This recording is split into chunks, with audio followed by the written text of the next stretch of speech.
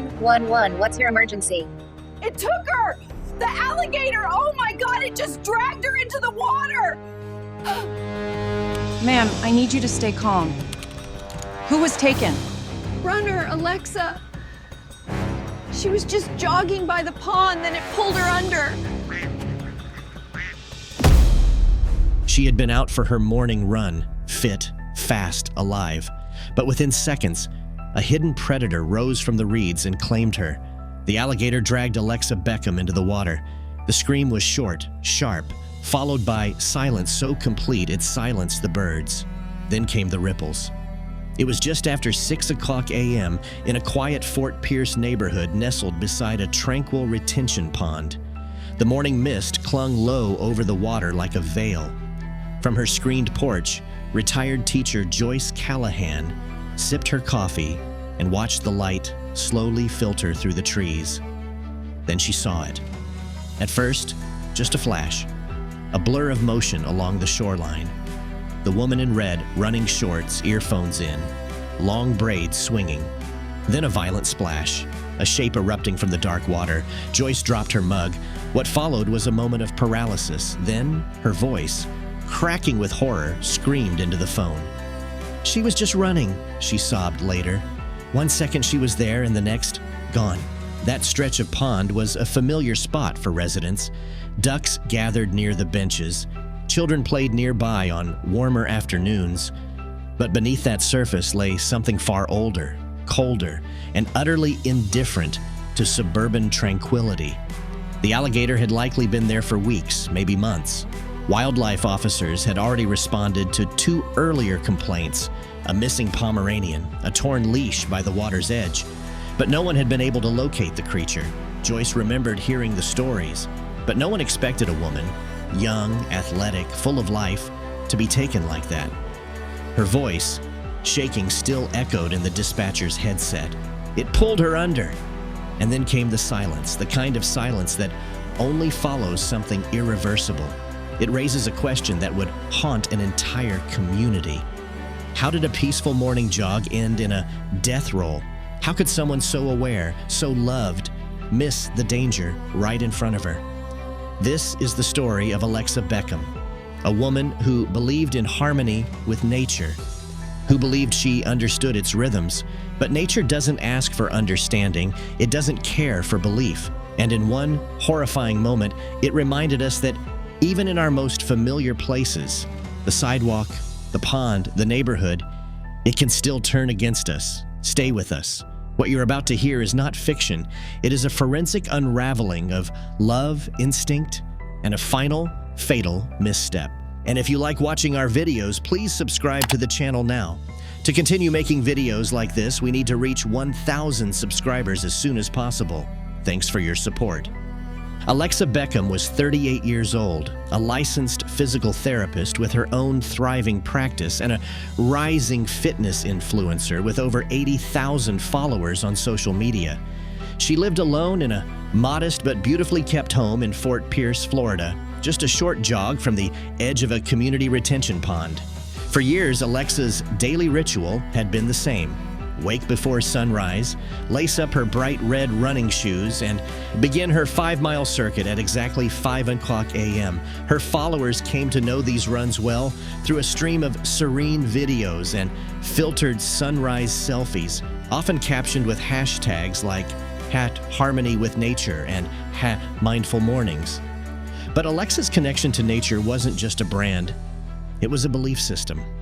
She often spoke about coexistence, the idea that humans and wild creatures could peacefully share space if only we respected one another's rhythms. "Nature isn't scary," she once wrote beneath a photo of a turtle resting on the edge of the pond. "It's sacred, it's ancient. We just need to listen."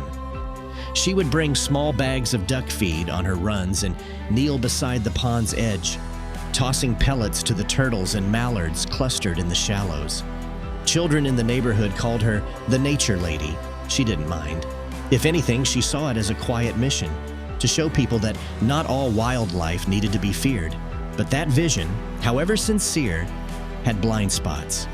Just days before the attack, 2 neighbors, one of them a retired herpetologist, warned Alexa that a large male alligator had been seen prowling the shoreline again, close to where she stretched after her runs. It was over 11 feet long, according to one account, and had been spotted lurking behind a mound of reeds. Alexa smiled, thanked them, and dismissed the concern as overblown panic. She had seen the gator before, she said. He's not aggressive, just curious. To her, it was part of the landscape, like the moss on the trees or the ripples in the water. But the truth was less poetic. That body of water wasn't a tranquil sanctuary. It was a hunting ground, and no amount of affection or familiarity could undo what nature had encoded in the predator's blood. Still, Alexa ran each morning, earbuds in, footsteps light, heart open. Her friends admired her conviction. Her followers adored her calm. What they didn't see, what she perhaps refused to see, was that some instincts don't care how much you love them. Some instincts only need a single second of silence to strike. It was no ordinary alligator. Wildlife officials would later confirm the reptile measured just over 11 feet in length and weighed an estimated 480 pounds. A mature male at the peak of his physical dominance, his size and behavior indicated he was highly territorial, a trait that becomes even more pronounced during Florida's gator mating season, which runs through spring and early summer. This was not a stray or a transient. This was a resident predator, and it had claimed the retention pond as its own. Biologists believe the gator had likely been displaced from a nearby canal system, pushed out by heavy machinery and land clearing for a new condo development less than a mile away. With its former territory disturbed, the animal migrated into the man-made ecosystem nestled between suburban homes and paved jogging trails, a place where humans had long since assumed they were the apex species. For weeks, residents had reported sightings of a large gator sunning itself along the far bank, sometimes just yards from the walking path. One man claimed it watched his golden retriever intently during a walk. Another woman said she stopped going near the pond after noticing movement in the cattails 2 mornings in a row, and yet no official removal took place. In Florida, an alligator must demonstrate aggressive behavior or pose an imminent threat to qualify for state-funded relocation. Lurking silently, unfortunately, doesn't meet the threshold. But there was more. A licensed nuisance trapper, contracted by the state, had quietly filed a report weeks before the incident. 2 neighborhood dogs had vanished near the water. One leash was later found frayed and wet near a disturbed patch of soil. The trapper suspected predation but lacked the hard evidence to demand removal. Then, just 7 days before her death, Alexa posted a now haunting Instagram reel. It showed her crouched near the pond at sunrise, backlit by golden light, with the faint outline of the gator visible across the water. In her voiceover, she whispered, "There he is again, just floating. He's not hurting anyone. We're just neighbors." The caption read, "Fear comes from misunderstanding. Respect is enough." It was liked over 12,000 times. Her fans applauded her calm, her wisdom, her peacefulness. But wildlife experts would later play that clip at educational seminars as an example of catastrophic misjudgment.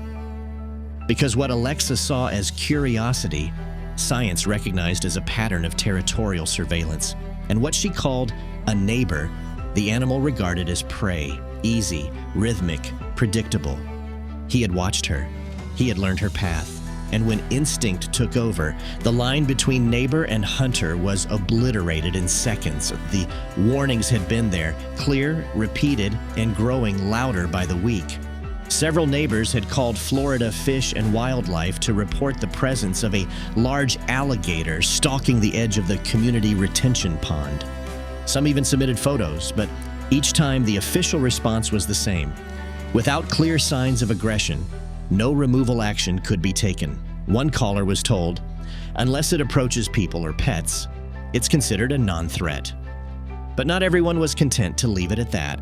Dr. Charles Renner, a retired biologist who had worked for decades in reptilian field research, lived just 2 houses down from Alexa. One morning, he waited by the trail as she ran by, waving her down. "That gator's nesting near the reeds," he warned. "This is when they're most territorial. Don't run near the edge. You're putting yourself in its path." Alexa had smiled politely, thanked him, and jogged on. Her response was always the same, online and in person. "If you respect nature, it'll respect you." To her, these creatures weren't a threat.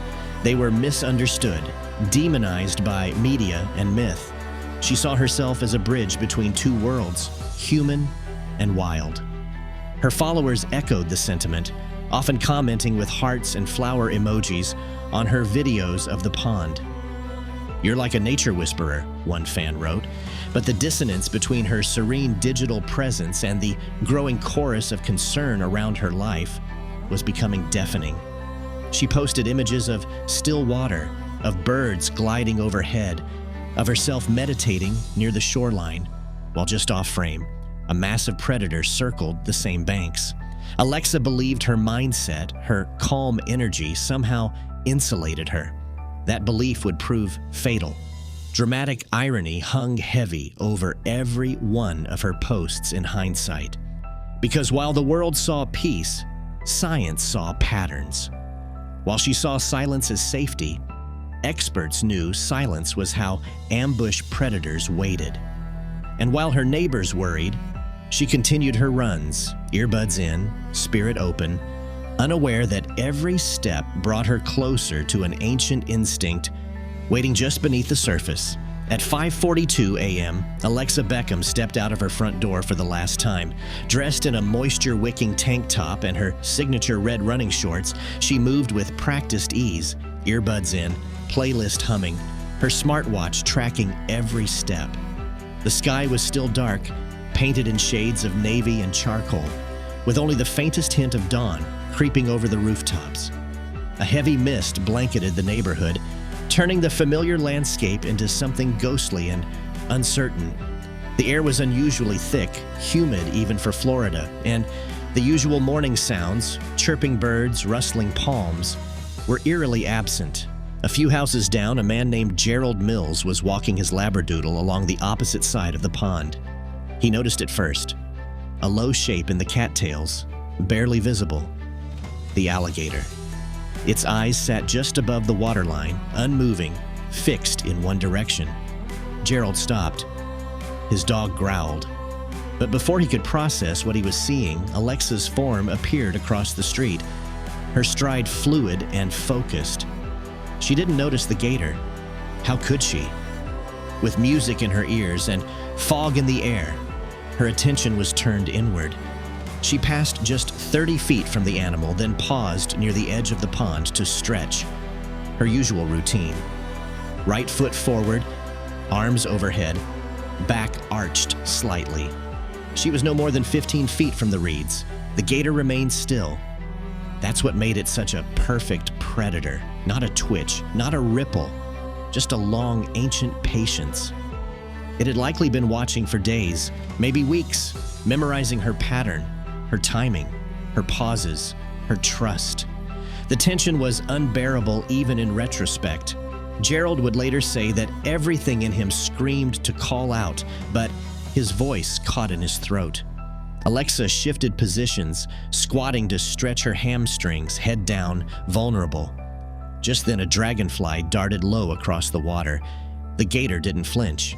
Neither did Alexa. Everything was still. The kind of stillness that only exists seconds before a terrible, irreversible act. Beneath that surface, calm, death coiled itself like a spring. And in the space between 2 breaths, instinct would strike. It happened in less than 4 seconds. With a violence born not of rage, but of evolutionary design, the alligator erupted from the water in an explosion of motion.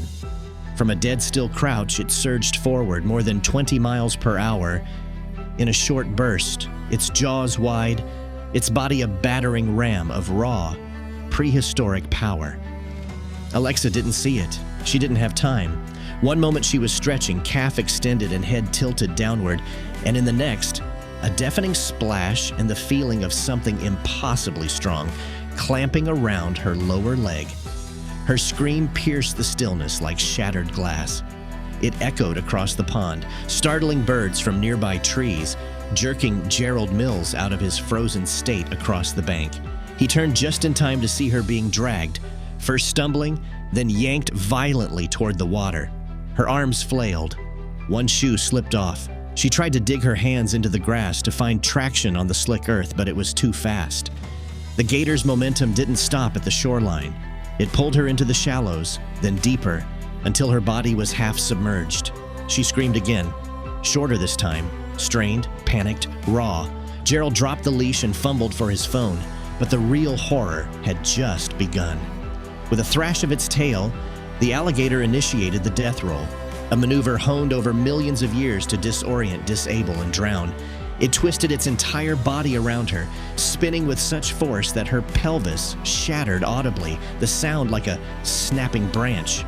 Water churned violently, turned dark with silt and blood. Alexa's voice cut off mid-cry. From the porch, another neighbor saw only the chaos of movement and the unmistakable outline of a human arm before it vanished beneath the surface. "She's not coming back up," someone screamed into the phone. "It's got her! It's got her!" The 911 call was already in progress, but it was too late. By the time the first responders arrived, sirens tearing through the neighborhood minutes later, the pond was still again. The only sign of struggle was a torn, red running shoe left half submerged on the grass and a trail of disturbed earth that ended at the water's edge. Divers would enter the water within the hour, but there was no rush anymore. Alexa Beckham, the woman who believed in peaceful coexistence, who thought mutual respect could tame instinct, was gone.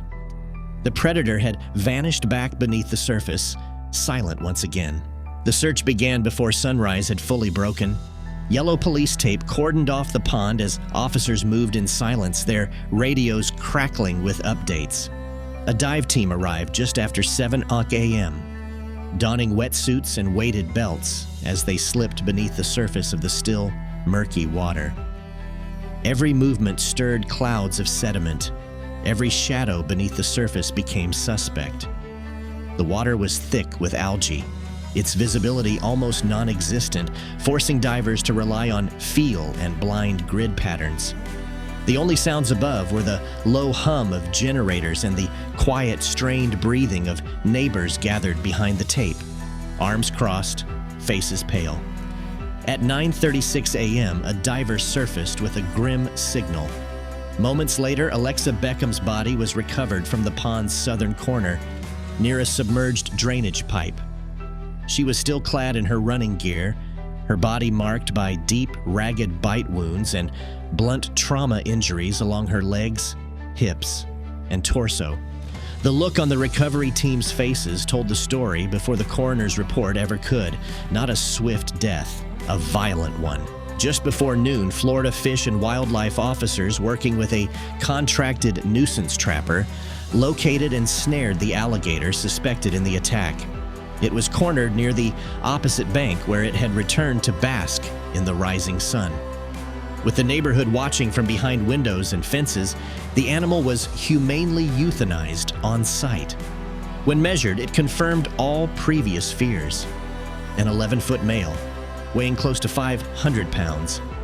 Inside its stomach, partial remains of clothing and soft tissue, later identified as belonging to Alexa, were found. The autopsy results were sobering. Forensic examiners confirmed what many had feared, but few had wanted to say aloud. Alexa had been alive when pulled under. Her cause of death was officially listed as drowning, though massive fractures to the pelvis, ribs, and spine revealed the horrifying physical trauma she endured during the death roll. Multiple lacerations indicated prolonged contact, not a single strike. She had fought, and she had suffered. By early afternoon, news helicopters circled overhead. National headlines flashed with phrases like "Gator Horror in Florida" and "Fitness Influencer Killed by Pet Pond Predator." Reporters knocked on neighbors' doors, their vans crowding the cul-de-sac. Camera crews zoomed in on the water's edge, capturing the blood-stained grass, the chalk marks, the lone red shoe still lodged in the mud. What had once been a quiet street filled with morning joggers and lawn sprinklers had become the epicenter of a tragedy. And yet, amid the flashbulbs and microphones, a darker realization was taking shape. This wasn't just a freak accident. It was the conclusion of a story that had been warning everyone for weeks. Only now was the world listening. The news sent shockwaves far beyond Fort Pierce. Within hours, Alexa Beckham's social media accounts transformed from wellness hubs into digital memorials. Her final video, captioned, "We're just neighbors," was flooded with comments from heartbroken followers. "You didn't deserve this," one wrote. "Nature betrayed you," said another. Candlelit vigils began appearing at the edge of the pond. Bouquets of lilies and running shoes left by the waterline like offerings to a fallen saint. Strangers stood in silence, holding signs that read, "Gone too soon," and "Justice for Alexa," though what justice looked like remained unclear. Across the country, the story ignited fierce debate. Talk shows and podcasts dissected the incident. Were suburban developments pushing humans too close to apex predators? Had officials been negligent by refusing to act on repeated sightings? Some blamed the system, pointing fingers at outdated wildlife policies that required proof of aggression before removal. Others blamed Alexa herself, citing her videos, her refusal to heed warnings, her insistence on coexistence. "You can't reason with instinct," one user tweeted. "That wasn't a pet, that was a wild animal." Yet even among the critics, a painful undertone persisted: guilt. Neighbors, especially those who had warned her, felt it most deeply. "We tried to tell her," one woman said on camera, her voice breaking. "She smiled and kept running." Local wildlife officials faced a wave of scrutiny. Press conferences grew tense as reporters demanded answers. Why wasn't the gator relocated earlier? How many more animals like it were living within yards of homes, schools, playgrounds? Experts took to national television to clarify. Dr. Emily Sorensen, a behavioral ecologist, put it plainly. This wasn't an act of evil. It was instinct. That alligator didn't know who she was. It didn't know her intentions. It saw motion near the water's edge, and it acted the only way it knows how. Her words resonated and haunted. In city council chambers and homeowners associations, new rules were proposed. Stricter wildlife patrols, earlier removal thresholds, educational campaigns about seasonal behavior. Parents began rerouting children's paths to school, joggers chose routes that curved wide around the pond, and dog walkers carried sticks and air horns. Alexa's death, brutal and public, had become a catalyst. A tragic reminder that peace with nature requires more than good intentions. It demands boundaries, awareness, and sometimes fear. Her story was no longer just hers. It was a lesson shared in classrooms, town halls, and living rooms across Florida, a story people couldn't stop watching, and one they couldn't afford to forget. In the weeks following Alexa Beckham's death, the conversation shifted from grief to analysis. News outlets turned to experts, asking the same urgent question: how could this have happened? The most searing insight came from Dr. Lisa Harrington, a veteran herpetologist and one of the state's leading authorities on reptilian behavior. In a nationally televised interview, she said bluntly, "Alligators don't see joggers, they see silhouettes. Fast movement triggers their predatory response. It's not personal, it's biology." Her words cut through the fog of sentimentality that had clouded much of the public mourning. What Alexa had interpreted as understanding or harmony was, in truth, a one-way illusion. She had anthropomorphized the gator, projected onto it human traits like curiosity, gentleness, and neighborliness. But the animal had never seen her as a neighbor. It had seen a recurring figure moving swiftly near the water's edge. Predictable, vulnerable, prey. Experts emphasized this wasn't an isolated case.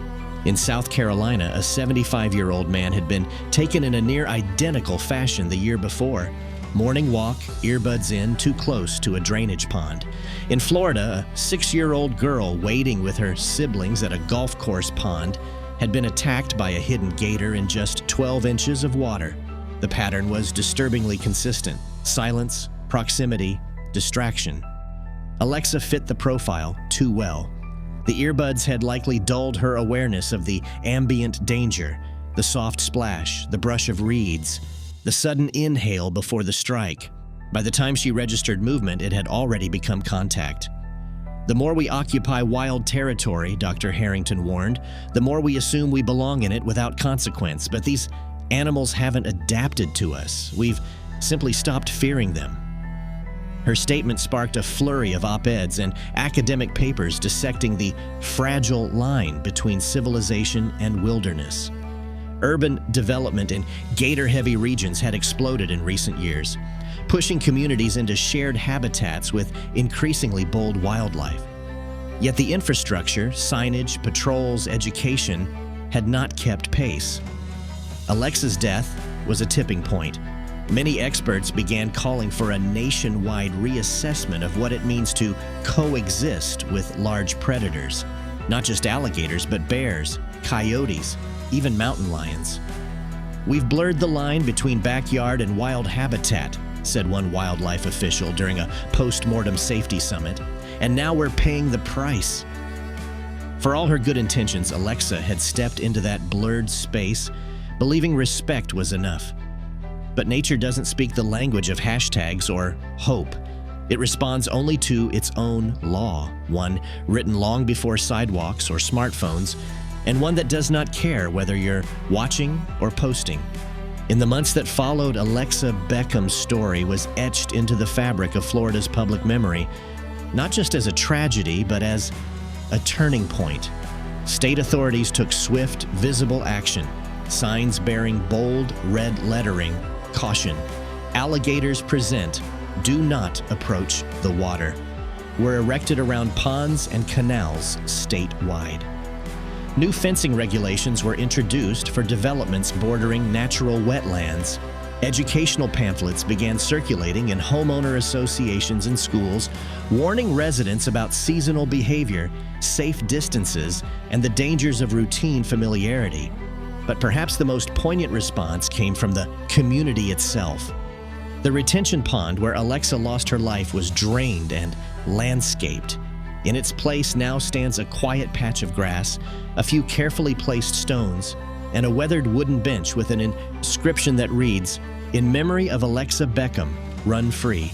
The bench faces the eastern sky, catching the morning light she so loved. Wildlife education centers began using her case as a cautionary tale. Presenters displayed stills from her final video, played the voiceover where she calmly declared, "He's not hurting anyone, we're just neighbors." It served as a chilling reminder that reverence without caution can become its own kind of blindness.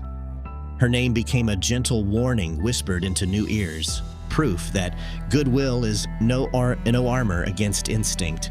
In one particularly somber lecture, a wildlife official addressed a crowd of students with the closing line, "She believed love was enough to tame the wild, but love doesn't rewrite instinct," and it didn't.